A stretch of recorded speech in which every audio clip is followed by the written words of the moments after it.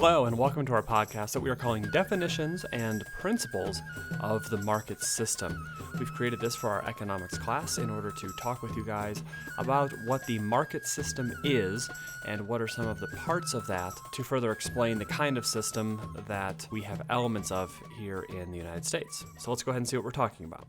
So first off, go ahead and think about what exactly is a market. Like, what do we mean by that? And I think oftentimes people will instantly jump to things like a fruit market, a clothing bazaar, a flea market, a fish market, an open-air mall. But we also have markets online. eBay, Amazon are great examples of this. And so in essence, a market is just a place where people or businesses come to exchange goods and services for other goods and services, or perhaps even money. And so if you look at any of these, you can see the principles of a market. People are coming with things to sell, whether that's fruit, clothing, stuff, bobblehead dolls, who knows what. And on the other side, there are people that are looking to buy these things. And the market is the physical or online location where those transactions can happen. So when we're talking about a market economy, we're talking about something like this. What are the economic forces that drive selling and buying and trading, whether it's a face-to-face interaction or something more online? So be thinking about that as we're talking about all of these principles. So a couple important people you should be aware of as we start talking about the market economy. In the upper left, you have a picture of Adam Smith. Pretty important guy in terms of this podcast and what we'll be talking about today in terms of the market economy, or in essence, capitalism. He wrote a very famous book in 1776 called The Wealth of Nations. He is often credited with being the father of the market system. So kind of an important name you should be aware of. In the bottom right, we have another view of the market system, and that is by Karl Marx, who begins the idea of Marxism, the idea of communism, which is the antithesis or the opposite of the market system. And so we won't be talking about Karl Marx today, but if you like to think of things that are in contrast to help you organize your thoughts better, then definitely be thinking about Adam Smith as a market economy guy.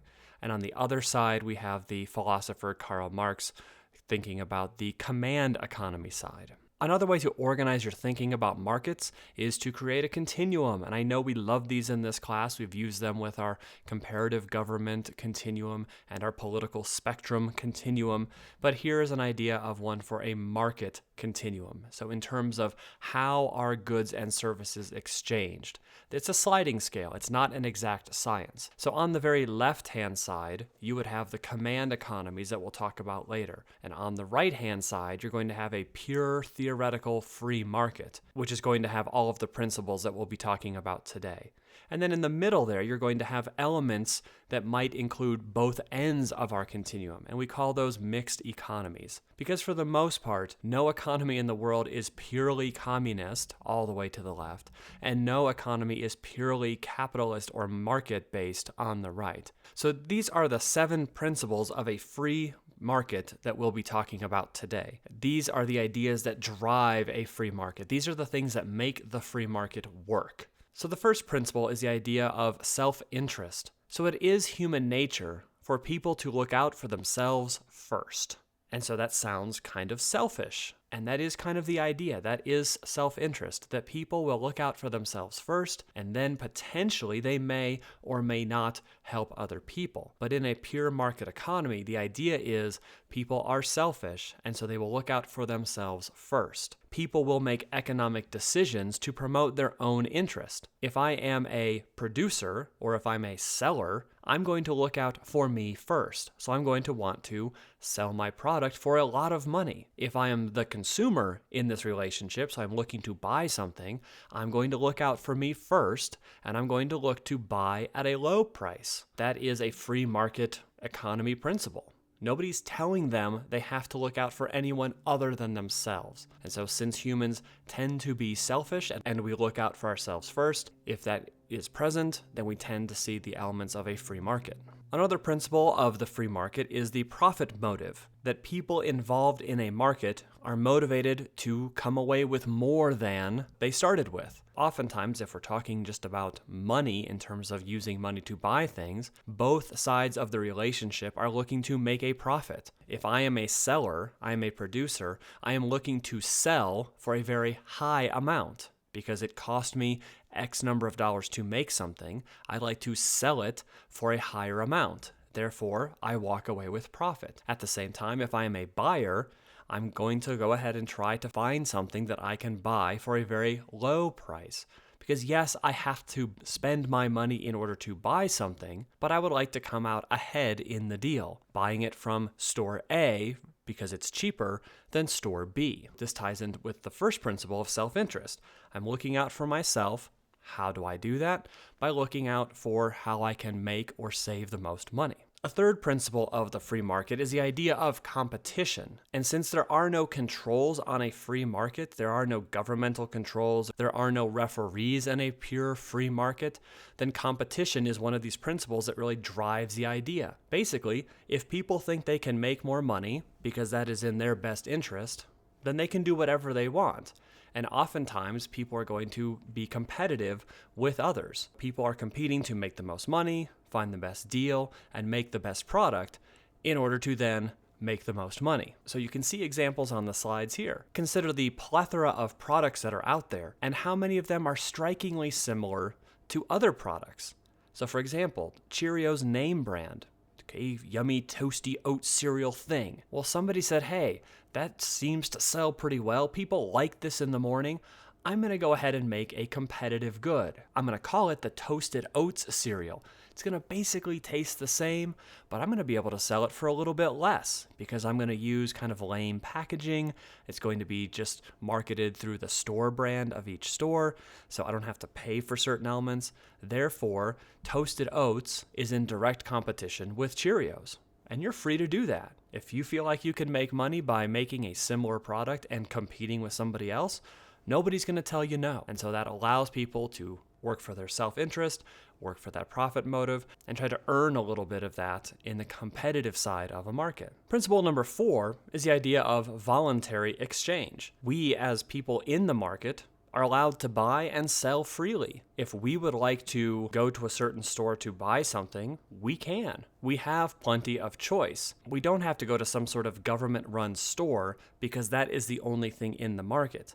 If we feel we can get a better deal on some items at Target versus Walmart, versus Big Lots, versus Michael's, or versus any other number of stores that might sell similar things, we are free to go there and buy them however we would like. At the same time, all of these companies are free to sell what they choose. So while these 4 companies are relatively similar in many of their smaller departments, they are also free to expand and sell different elements. Target and Michael's do have similar craft sections to an extent, but Target chooses to sell a lot of other things for the home, whereas Michael's tends to be almost exclusively crafts. They are more than welcome to do that. If they feel like it is in their self-interest to sell those products in order to make money, they are welcome to enter into that competition with these other companies.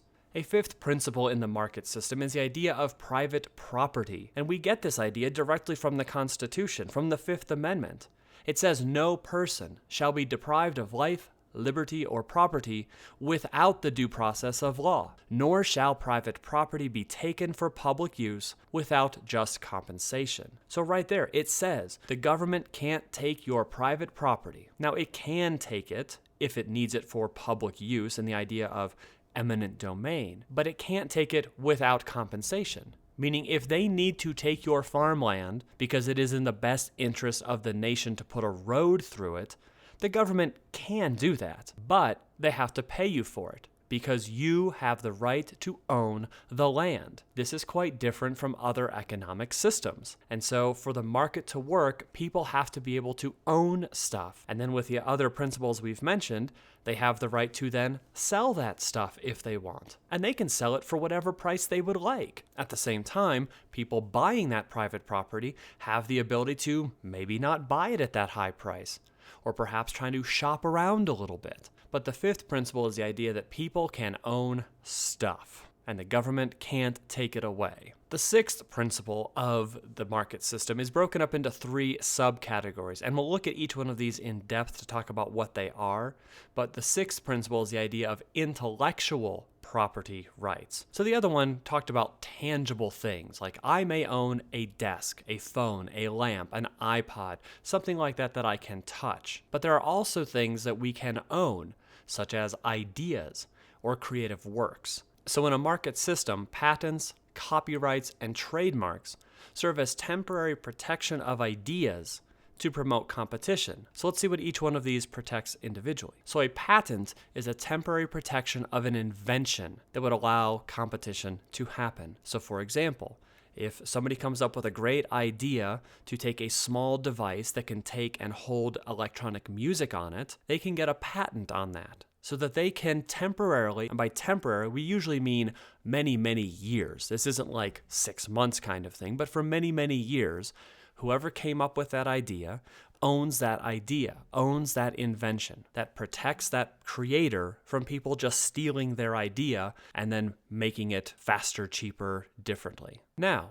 because we live in a free market, if I see that somebody came up with a great idea like the iPod, I am totally welcome to learn from that idea and try to create my own device as a competitive good. Perhaps I can make the same idea a little bit cooler looking. Perhaps I can make it a little bit smaller. In the free market, I have the right to try and do that. A second one of these intellectual property protections is the idea of a copyright, and this is a temporary protection of a creative work to promote competition. And so these are going to be things that people have created, such as movies, books, magazines, photographs they've taken, perhaps audio recordings, things like that really aren't tangible, because if I record a song, what exactly is it? It's just this recording of something that exists on a hard drive somewhere. But once I turn it into a record, CD, 8-track, back in the day, whatever you're making, a copyright protects that creation. And the last part of the intellectual property protections we have are trademarks. And these are temporary protections of logos or symbols. And so you can see in the bottom right many different types of logos that companies have made and created to exemplify their business. And these are big business. The golden arches of McDonald's, I don't know what it cost for them to trademark that, but those things are probably worth millions of dollars every year because people recognize that symbol as a symbol of that company and everything that that company stands for. So if you put the golden arches on something because it's branded by McDonald's, for many, many people, that's almost instant bond affinity.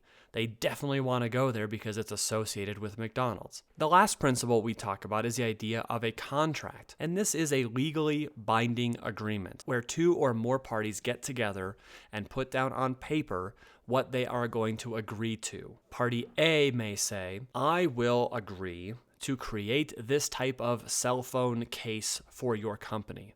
And then the company says, we will agree to pay you X amount of dollars per unit. And so the benefit of this to the free market is that they are supposed to be legally binding, so that if parties agree to do this, then by law, they have to carry out their side of the agreement. People can't say, oh yes, I'll totally sell this to you for $1. And then as soon as they show up with their first shipment of something, they're like, no, we're going to charge you $3 a unit. Even though you have the self-interest of making more money, of making more profit, you can't change the rules in the middle of the game. And so contracts help to get all of the things out on the table to begin with so that both parties, the buyers and the sellers, know what they're getting before they get involved in that relationship. So that's it for now in terms of our setup, definitions, and principles of the market system. Again, we're talking about a purely theoretical free market system where it is theoretically a completely free market. Again, this doesn't really happen because there's usually some sort of government interaction, but we wanted to show you in its most pure form what a free market could look like and the 7 principles that tend to drive that and allow for the exchange of goods and how those all work. If you have any questions, please feel free to bring those into class. Otherwise, thanks, and we'll see you soon.